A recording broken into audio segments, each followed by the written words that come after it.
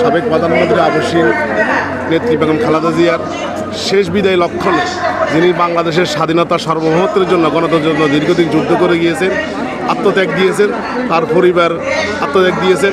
আমরা তার বিদায় সন্ধিক্ষণে এখানে আমরা আজকে উপস্থিত হয়েছি। আপনি কোত্থেকে এসেছেন? আমি নোয়াখালী সোনাইমারি 5 নম্বর মনোনগর এরিয়া থেকে এসেছি।